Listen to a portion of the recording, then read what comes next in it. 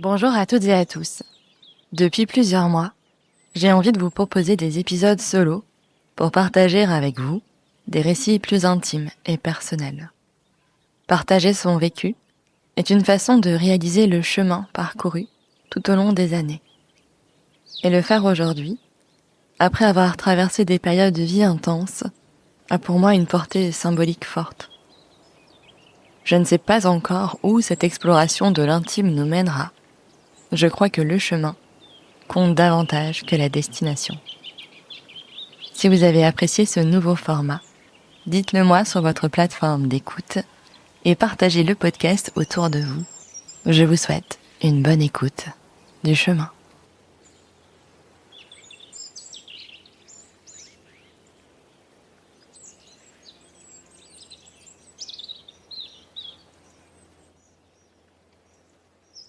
Dans ces premiers épisodes du chemin, je vous ai parlé de mon histoire avec le sport. Je vous ai aussi parlé de TCA, de chemin vers la sobriété. Je vous ai raconté mon dernier Irox. Et j'avais envie de vous parler d'un autre sujet. Un sujet qui est un petit peu différent, mais qui a été d'actualité pour moi depuis septembre dernier. Puisque comme vous le savez, en septembre dernier, je me suis séparée. Cette séparation, elle a été assez complexe à vivre pour moi. Et elle a surtout enclenché certaines choses chez moi. Au moment où je me suis séparée en septembre de l'année dernière, j'ai lu le livre de Lorraine Bastide qui s'appelle « Enfin seule ». Et je pense qu'à ce moment-là de ma vie, c'était exactement la lecture dont j'avais besoin. En tout cas, il m'a rassurée, il m'a apaisée. Il m'a fait me dire que je pouvais être heureuse dans la solitude. Après cette séparation pendant plusieurs mois, de septembre jusqu'au mois de janvier, j'ai eu besoin de faire un peu comme une pause dans les relations. Je pense que cette rupture m'avait profondément attristée, touchée. En tout cas, m'avait beaucoup remué à l'intérieur et que j'avais besoin de temps, d'avoir du temps pour moi, du temps avec mes amis, avec ma famille. Ça a été aussi le moment où le sport a joué un rôle, encore une fois, hyper important dans ma vie, où ça m'a aidé à surnager. Mais donc, pendant tous ces mois-là, j'ai fait de façon un peu inconsciente et sans le verbaliser vraiment, une forme de grève des relations. J'avais pas du tout envie de rencontrer quelqu'un. Vraiment, ça m'intéressait pas. Je pense que j'avais besoin de soigner, de réparer, de prendre soin de moi avant d'envisager quoi que ce soit d'autre. Et en tout cas, je me sentais pas du tout prête à me réengager dans une logique, en tout cas, de rencontrer quelqu'un, de vivre quelque chose. Pendant tous ces mois-là, ça me semblait inconcevable. Enfin, vraiment, j'étais en mode waouh, c'est pas possible. Vraiment, j'avais limite un rejet, quoi. En mode de c'est bon, les relations avec des hommes, c'est terminé. Ciao, quoi. Et puis après, évidemment, comme la reconstruction, le fait de prendre soin de soi, de vivre aussi des choses intenses avec son corps dans la pratique sportive, à un moment, on ressent aussi l'envie de se dire, bon, peut-être je peux recommencer à rencontrer quelqu'un. Alors, beaucoup de gens dans mon entourage me disent que, par mon travail, par le fait que je fasse des podcasts, que j'anime des événements, des ateliers, que je participe aussi à pas mal d'événements, je rencontre en effet beaucoup de monde. Mais pour moi, ces gens, je les rencontre dans un contexte professionnel. Je les rencontre pas dans l'optique de rencontrer quelqu'un. Voilà. C'est pas du tout mon état d'esprit. Après, on me dit aussi, et dans ta salle de sport. Alors, dans ma salle de CrossFit, en vrai, c'est ma safe place. J'ai aucune envie d'avoir une relation avec quelqu'un de ma salle de CrossFit. Parce que j'ai pas du tout envie, si le truc se passe pas bien, que cet endroit que j'aime, avec des gens que j'aime, là où j'ai des amis, devienne un lieu qui ne soit plus safe pour moi, quoi. Donc forcément, si j'enlève l'aspect professionnel où je dis que c'est que pour le travail, si je dis c'est pas dans ma salle de CrossFit, comment on fait pour rencontrer quelqu'un? Et donc je me suis remise en janvier de cette année, du coup de 2026, sur des applications de rencontres. La première que j'ai remise, c'est Bumble. Parce que ça devait être en 2023. J'étais allée un peu sur Bumble.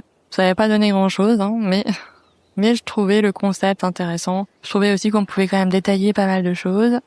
Et la dernière chose que je trouvais hyper cool, c'est qu'on peut laisser des messages vocaux. Donc, je me suis dit, ok, je vais aller sur Bumble, je vais me remettre sur Bumble et je vais me remettre à rencontrer des personnes. En tout cas, voilà, j'avais à la fois l'envie, le niveau d'énergie aussi nécessaire. Et donc, j'ai commencé à rencontrer des gens.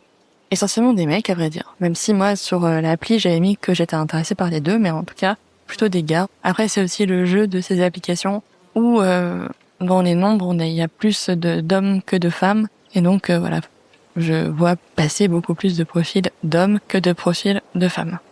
Donc, j'ai refait des rencontres. Des gens hyper cool. Enfin, franchement, des gars super, qui maintenant sont devenus des potes, en fait. Voilà. C'est pas mal, ça me fait gagner de nouveaux amis, des amis mecs avec qui je pourrais discuter de mes histoires, c'est plutôt cool. Mais rien de transcendant, quoi. En fait, c'est très sympa et c'est très chouette de rencontrer des gens. J'ai bien eu quelques plans cul aussi, hein, faut dire les choses comme elles sont, mais sans que ça aille plus loin que ça, sans que je ressente ce truc où je me dis ah ouais ça y est en fait ouais c'est cool, il se passe un truc sympa. Et donc voilà, c'était un peu des rencontres. Après c'est un peu, moi je trouve que c'est assez chronophage aussi. Quand on se met sur les applis, faut essayer de pas trop liker de monde non plus parce que si tu te retrouves avec beaucoup de matchs, et ben en fait t'as beaucoup de conversations. Et moi, je sais pas, au-delà de 3-4 conversations, c'est quand même dur de tenir le rythme et de parler avec des gens, quoi. C'est quand même compliqué. Et donc, à un moment, j'en avais un peu marre de Bumble, parce que je trouvais c'est un peu plan-plan et tout. Et puis, évidemment, tout le monde avait parlé de Tinder. Moi, j'étais jamais allée sur Tinder, voilà. Je sais pas pourquoi, mais quand même, même en 2023, j'y étais pas allée. Et là, je me suis dit, allez, je vais m'inscrire sur Tinder, je vais me faire un compte et tout, machin. Et cette première tentative sur Tinder, ça a littéralement duré 8 heures. En fait, pour moi, c'était trop, enfin, je sais pas, j'ai pas compris le truc. Et, j'arrivais pas trop à gérer des trucs. En plus, il y avait des messages chelous. Enfin, bref, j'étais en mode, ah, mais c'est pas possible. Ce truc, c'est pas possible. C'est trop pour moi, quoi. Donc, j'ai supprimé rapidos Tinder. Et voilà, je faisais des petites rencontres de temps en temps sur Bumble. Après, le sujet aussi, c'est que quand on rencontre des gens, en fait, déjà, faut donner du temps aux rencontres. Moi, je sais que, ok, j'aime bien discuter par message, mais j'aime bien aussi rapidement voir la personne. En fait, j'ai pas envie de discuter pendant un mois pour que après, quand je le vois, je me dise trop naze, c'est horrible et tout. Ou genre, ouais, c'est cool, mais il y a pas trop de connexion, donc voilà, quoi. Et donc, j'essaie de rencontrer vite les gens parce que ça permet de pas perdre de temps, en fait, pour tout le monde. Et donc voilà, l'extrême majorité, je vais pas dire 99%, mais parce que ce serait peut-être un petit peu violent, mais en tout cas entre 90 et 95% des dates sont des fails en fait. Hein. C'est vraiment soit les gens ils ressemblent pas à leurs photos, ils mettent des photos il y a 10 ans quoi. Je sais pas les gars, faites quelque chose où ils mettent des photos retouchées par IA aussi. Ça j'adore quoi. Enfin je sais pas, je vois pas trop l'intérêt parce qu'en fait quand on se voit, on voit bien qu'il y a un problème quoi. Donc ouais j'ai cette expérience-là m'a laissé un peu dubitative. Donc j'avais laissé un peu les choses de côté. Je dis ok, bon. Et en fait, quand je suis partie à Rennes, j'ai écouté un podcast. Enfin, c'est un podcast que j'aime bien, qui s'appelle Crush. Et donc c'est un podcast qui parle du début des relations amoureuses, qui est super mignon. En fait, franchement, c'est vraiment un peu un podcast feel good. Ça fait du bien. En fait, si on s'interroge sur est-ce que je vais pouvoir aimer quelqu'un à nouveau, est-ce que je crois encore en l'amour, etc. Des questions comme ça. Ce podcast, c'est vraiment le podcast à écouter, quoi. Donc j'écoutais ce podcast et puis il y a un épisode où il y avait, je pense, la directrice marketing de Mythique. Et alors moi, j'avais complètement oublié Mythique. Hein. Franchement, je sais pas vous si vous vous rappelez de Mythique, mais moi, je l'avais oublié complètement, quoi. Et donc je me dis, ok, allez, vas-y, je reviens de Bretagne dans le train. Tac tac, je mets quelques photos, j'écris 2-3 mots et puis on verra bien. Et là pareil en fait, je refais des rencontres cool, mais encore une fois, plutôt des gens qui soient des plans cul, il y en a eu ouais, voilà. Après pas de mal à se faire du bien non plus, mais après plutôt des gens avec qui ouais, je peux avoir des sujets de discussion ultra cool et tout, mais ça sera des potes quoi, ça sera pas des gens avec qui j'ai envie d'avoir une relation. Donc au bout d'un moment, j'ai dit allez, hop, je supprime Mythique. Ça me saoule. Je pense que j'ai dû rester peut-être 15 jours, 3 semaines grand maximum. Même pas en vrai. Ouais, 15 jours, tu vois. J'ai vraiment supprimé quand même assez vite. Et entre-temps, il y avait aussi eu une appli que là, j'ai gardé un petit moment. Et c'est là que je vais en parler parce que moi, même si évidemment, j'ai pas des cases à cocher, hein, c'est pas aussi simple que ça, mais La pratique sportive, c'est quand même quelque chose qui structure mon quotidien. Le sport est un sujet à la fois, je suis un peu geek du sport, j'adore lire des trucs, écouter des podcasts, me renseigner, enfin trouver des trucs, tester des choses, etc. Que ce soit sur la course à pied, le trail ou l'aerox. Enfin, moi j'adore ça, j'aime bien, ça me stimule vachement. Et donc, forcément, je cherche aussi quelqu'un avec qui je puisse partager ça, partager cette passion pour le sport, où on puisse, je sais pas, aller faire des courses ensemble, faire un trail ensemble, qu'on soit, que l'un soit peut-être l'assistance de l'autre, peut-être même de faire un aerox ensemble. Enfin voilà, en fait, qu'il y ait des trucs qui soient possibles à faire à deux, en tout cas, et de pouvoir le partager. Et donc, il y a une application qui s'appelle BPM. Et BPM, c'est une appli de rencontre pour les sportifs. Donc là, pareil, c'est vraiment un profil qui est assez court et basique, franchement. C'est quand même très tourné sport. On peut vraiment mettre les sports qu'on fait, notre fréquence, etc. Enfin, c'est plutôt bien foutu. Assez sommaire, mais bien foutu. Et donc là aussi, j'ai fait quelques rencontres. J'ai fait 2 rencontres avec BPM. Une, qui a tourné court assez rapidement. Le gars était très sympa, mais après c'est comme ça, on peut pas avoir le bon feeling tout le temps avec tout le monde, quoi. Et puis, il y avait un autre gars qui lui cochait énormément de cases dans les discussions qu'on avait, parce qu'on a rapidement switché sur WhatsApp. Évidemment, moi j'avais hyper envie de le rencontrer. En parallèle, j'avais quand même aussi réactivé mon compte Tinder. Voilà. Parce que je m'étais dit, peut-être la première fois, je m'étais pas bien prise. Et puis j'avais lu le livre aussi de Judith Duportail, L'amour sous algorithme, qui parle de Tinder, etc. Et donc je m'étais dit, ok, peut-être retourner sur Tinder. Peut-être que la première fois, peut-être que moi, j'avais pas mis les choses en fait qui allaient, etc. Puis en plus qu'elle écrit. Moi, à la fois, ça me faisait rire et en même temps, tu sens que c'est le vécu parce que c'est des trucs que toi-même, en fait, en tant que meuf, t'as vécu, quoi. Donc, je vous conseille vraiment son bouquin. Moi, je me suis marrée. S'il y en a des gens qui écoutent, qui me connaissent dans mes cercles proches, n'hésitez pas à m'envoyer un message. Je passe ce livre avec grand plaisir parce que c'est vraiment une pépite. Moi, j'ai beaucoup rigolé quand même. Donc, voilà, sur les histoires de trucs foireux et tout. Enfin, c'est vraiment drôle. Donc, je me remets sur Tinder et là, c'est quand même beaucoup plus qualitatif que la première fois où j'étais restée que 8 heures. Mais, donc j'ai quelques discussions cool et tout. Évidemment, t'as quand même des trucs de gars qui sont là que pour des plans cul et tout. Moi, en vrai, le sexe pour le sexe, ça ne m'intéresse pas. Enfin, ça n'a pas. Enfin, pour moi, sans la connexion, souvent c'est un peu naze. Enfin, c'est naze en fait. Donc plan cul, non merci. Je rencontre ce gars, on passe une soirée mais incroyable. Enfin, franchement, on a énormément de points de convergence sur plein de choses, sur la vision qu'on a du sport dans nos vies, qu'on partage totalement, la musique aussi, la politique. On a vraiment plein de valeurs en commun et tout. Enfin, et puis après il y a ce truc aussi de la personne te plaît ou elle te plaît pas, quoi. Après, tu vois, quelqu'un peut être, tu peux partager vraiment plein de choses, mais en fait cette personne ne sera jamais qu'un ami, quoi, ou une amie, elle ne sera pas autre chose, quoi. Mais là, clairement, j'étais en mode mais ok, le gars me plaît, mais vraiment, quoi. Voilà. Donc on passe, je sais même plus combien de temps on a discuté, mais peut-être bien 3 heures ou un truc comme ça à discuter. Donc il propose de m'accompagner chez moi, il m'accompagne devant chez moi, on s'embrasse un peu, voilà, mais sans aller plus loin.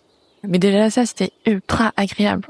Juste la sensation, tu vois, d'embrasser quelqu'un, les gestes tendres, les trucs, enfin, en fait, même si moi, tu vois, je suis contente aussi d'être seule, je peux me dire aussi que cet aspect-là, l'aspect de la tendresse, l'aspect du charnel, de la douceur, etc., ça peut être des trucs qui manquent. Évidemment, enfin, faut pas non plus être naïf. Donc voilà, il se passe ça, moi ça me remplit de joie, en plus on voit des messages, c'est cool. Enfin, après, le sujet aussi, c'est que évidemment, moi j'ai mes enfants garde alternée, j'ai pas un rythme de une semaine, j'ai une semaine qui est coupée en petits morceaux, parce que voilà, les enfants sont encore petits et que ça convient bien à tout le monde. Manque de bol, on n'a pas les mêmes week-ends, voilà, bon. Ça, soit, c'est la vie aussi, mais ça peut aussi se changer. Je pense que c'est des choses qui sont pas immuables. Si on discute avec son coparent, on peut quand même faire bouger les choses. En tout cas, je pense que j'aurais pu faire bouger les choses, en tout cas de mon côté. Donc en plus, il m'envoie des messages, mais ultra chou pour mon aérox à Lyon. Enfin, c'était vraiment super gentil. Enfin, en vrai, ça m'a vachement touchée aussi. Et puis on est toujours porté quand quelqu'un, nous dit des trucs qui sont cool, et puis qu'on se dit mais c'est trop bien, on sent qu'il y a un truc sympa et tout. Enfin voilà, franchement moi j'étais en plus dans une dynamique de me dire ok, j'ai eu cette période complètement sola, sans rien, je voulais pas avoir de relation. Là depuis le mois de janvier, je refais du dating, je me remets dans cette dynamique-là, ça demande de l'énergie. Je donne aussi de l'énergie pour rencontrer quelqu'un en tout cas, avoir l'envie de vivre un truc cool. Et même si parfois ça m'a semblé laborieux, je me disais, franchement, pour rencontrer ce gars-là, ça valait le coup, en fait, que ça soit laborieux avant et que ça soit difficile et que je me dise, punaise, dans quelle étagère, quoi. Mais bon. Donc, je trouvais ça cool et tout ça. Et vraiment, je me réjouissais aussi de pouvoir le revoir à un moment où nos agendas rematcheraient. Ce qui aurait dû arriver. Voilà. Mais ce qui n'a pas eu lieu. Que sinon, j'aurais pas fait ce podcast, je pense. Ou en tout cas, j'aurais peut-être tourné différemment. Mais donc, finalement, on ne s'est pas vu. On ne s'est pas revu. Parce que, il m'a dit des choses vraiment ultra adorables et il est fort probable qu'il écoute ce podcast.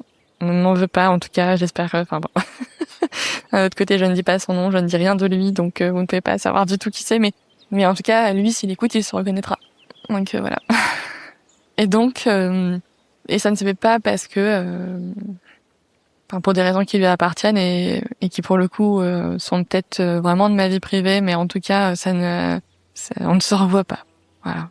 Et moi, j'avoue que j'avais quand même mis pas mal d'espoir. Après, je suis quelqu'un d'assez intense et j'essaie de faire attention à moi, en tout cas, de canaliser mon intensité. Et puis aussi parce que j'ai beaucoup lu et beaucoup réfléchi et que je porte un projet de podcast autour du couple et que le couple exclusif, le fait de, moi je sais que j'ai pas envie de vivre avec quelqu'un, j'aime bien avoir mon chez moi, j'aime bien l'idée de partager des moments de qualité avec quelqu'un, j'aime bien aussi l'idée de pas devoir gérer les contingences du quotidien avec quelqu'un, mais de se dire partager un entraînement, partager des week-ends, partir en vacances, faire une soirée par-ci par-là, aller voir un concert, aller voir une expo, enfin voilà, faire des trucs cool en vrai, faire une compète ensemble, enfin tout ça. Ça, oui, en fait, ça, j'ai envie de ça, mais j'ai pas du tout envie d'avoir quelqu'un tous les jours avec moi, parce que j'aime bien ma vie aussi, ma vie seule chez moi. Et puis quand j'ai mes enfants, j'aime bien aussi être seule avec eux, parce que j'ai envie d'être pleinement leur maman. Donc voilà, la moitié du temps, je suis disponible aussi pour partager des choses cool avec quelqu'un. Et en fait, ce truc où moi j'avais mis un petit peu d'espoir comme ça, j'essayais pas trop, c'était dur quand même parce que en fait quand on sent qu'on a un truc qui est joli potentiellement avec quelqu'un, évidemment qu'on se fait des espoirs, évidemment qu'on se fait des films dans la tête, on est des êtres humains quoi. Évidemment qu'on a envie que ça marche, évidemment qu'on a envie qu'il y ait un truc cool qui se passe. Moi j'avais très très envie de ça avec cette personne et que ça ne se fasse pas. Ça m'a plongée dans un océan de tristesse. Vraiment, j'étais en mode ah là là, mais en fait c'est trop dur là. C'est trop dur pour moi. C'est trop dur. D'accepter d'être vulnérable, c'est déjà un truc costaud pour moi. Mais en plus d'accepter de l'aide, de me dire ouais, je peux rouvrir un peu la porte de l'intérieur là, de mes sentiments et tout, et que justement la porte elle se referme, bam, c'est pas cool. Donc, suite à ça, j'ai supprimé toutes les applis. J'ai dit c'est bon. En fait, je veux plus. J'ai plus l'énergie, j'ai plus l'envie. C'est moi là, ça m'a épuisée en vrai. Ça m'a fatiguée parce qu'en fait, rencontrer des gens, avoir des conversations avec des personnes, faire des rendez-vous, ça demande de la disponibilité, ça demande de l'énergie, ça demande du temps. Et qu'en fait, en gros, si c'est pour ça, je préfère ne pas perdre mon temps. Donc j'ai tout supprimé. Peut-être dans quelques mois, j'y retournerai, j'en sais rien. J'accepte aussi que je puisse changer d'avis. Mais en tout cas, pour le moment, je me suis dit, puisque c'est comme ça, je me casse. Je me lève et je me casse. De ces applis, de tout ce cirque, de la rencontre et tout. Et donc j'ai tout supprimé. Et je me suis aussi dit que finalement, j'étais bien comme j'étais là. Voilà. Que oui, il y a des choses qui me manquent, évidemment. Je peux pas dire que parfois j'aurais trop envie d'être dans un canapé avec la personne que j'aime et qu'on soit l'un contre l'autre à lire des livres, à écouter de la musique ou qu'on aille voir un concert et tout. Évidemment, j'y pense. Ce serait faux de dire le contraire. Évidemment que j'ai envie de ça. Mais ma sérénité, ma stabilité, mon équilibre intérieur aujourd'hui, en tout cas moi, c'est vraiment ce qui est essentiel dans ma vie.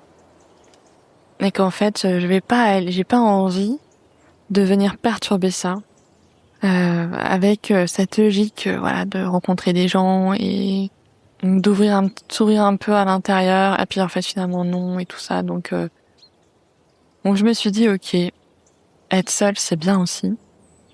Et en vrai je suis pas seule parce qu'en vrai j'ai mes enfants déjà qui me prennent à la fois du temps et de l'énergie.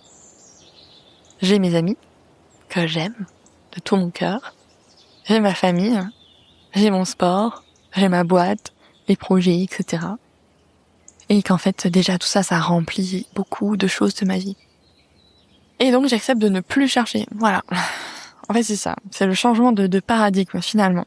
J'accepte de ne plus chercher quelqu'un. En fait, j'accepte que peut-être si ça viendra, ça se fera, quoi. Mais sinon, c'est ok. C'est ok de mener sa barque et d'avancer en sachant pas trop ce qui va se passer. D'accepter ça et de pas essayer à tout prix de rencontrer quelqu'un. Et de se dire qu'on est bien avec ça. En fait, moi, au final, je suis ok. Enfin, je me dis, finalement, ça me va très bien. Parce que mon énergie, j'ai pas envie de la mettre là-dedans. J'ai pas envie de la mettre sur les applis de dating. J'ai pas envie de la mettre sur des rendez-vous qui sont quand même en très grande majorité merdiques. Et donc je préfère mener ma barque seule. Et peut-être que je rencontrerai quelqu'un, tu vois. Mais en vrai, je pense que maintenant, là, c'est pas du tout ma priorité. Là, ma priorité, mon truc dans mon esprit, c'est que j'ai des devis envoyés et que dans 2 semaines, je suis dans les Pyrénées à Font-Romeu pour faire mon premier trail marathon. Et c'est ça, en fait, je pense, qui me procure à la fois une joie et un niveau d'excitation incroyable. Tant pis pour le reste, quoi. Et peut-être que ça reviendra, en fait, c'est ok, quoi. Mais pour le moment, en tout cas, je remets ce truc de rencontrer quelqu'un, en tout cas à part des applications de rencontre, en pause. Évidemment, je ne me ferme pas à la rencontre, on va dire, dans la vie. La vie réserve des belles surprises. Mais en tout cas, je remets plus ça dans les mains d'applications, mais dans les mains de ma vie au quotidien et des gens que je peux croiser et qui peuvent me toucher et avec qui j'aurais peut-être envie de vivre quelque chose. En tout cas, c'est plus un sujet de préoccupation. Je pense que j'accepte de vivre avec ça. De me dire que bon, ça n'a pas bien marché là. Que faire une pause de tout ça, c'est peut-être bien. Et qu'on verra, quoi. On verra ce que la vie nous réserve. Mais c'est vrai que ce truc du dating, c'est quand même quelque chose. Et les applis aussi, je trouve que c'est vraiment un truc quand même très particulier de devoir choisir des gens comme ça. Enfin, moi, je trouve ça hyper dur, en fait. Parce que dans la vie, on ferait pas ça. Enfin, dans la vie, c'est tout. Les gens qui nous plaisent pas, on va pas leur parler, c'est tout, quoi. Mais on les voit pas défiler sur notre écran de téléphone et on swipe à gauche, on swipe à droite, et puis voilà, quoi.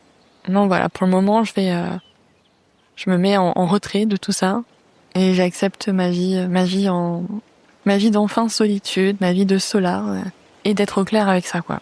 Voilà, que ce soit pas quelque chose qui me rende triste, au contraire, je suis contente. J'ai beaucoup de choses à faire et j'ai beaucoup d'envie, j'ai beaucoup de projets, de rêves, d'objectifs que j'ai envie d'atteindre. Et en fait, j'ai pas de temps à perdre. Donc pour le moment, je ferme ma saison du dating. C'est bon. Voilà, salut. J'ai vu. Et je suis repartie. Voilà.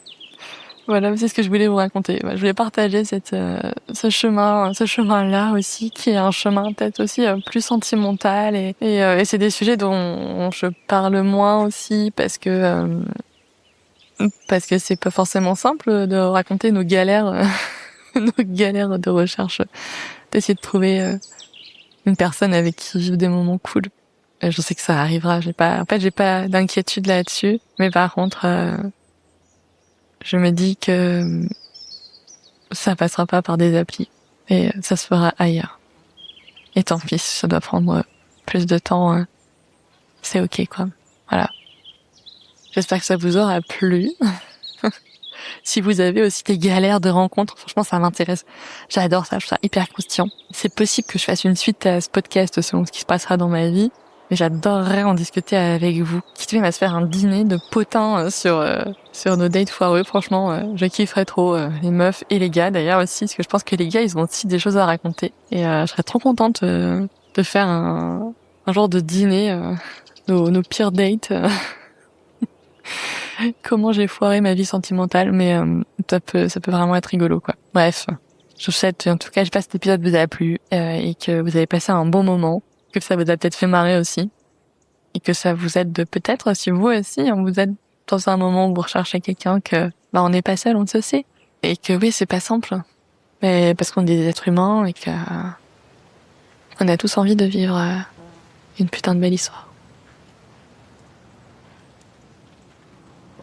J'espère que cet épisode du chemin vous a plu et qu'il vous accompagnera peut-être si vous aussi vous êtes sur la route. Je vous dis à bientôt pour un nouvel épisode.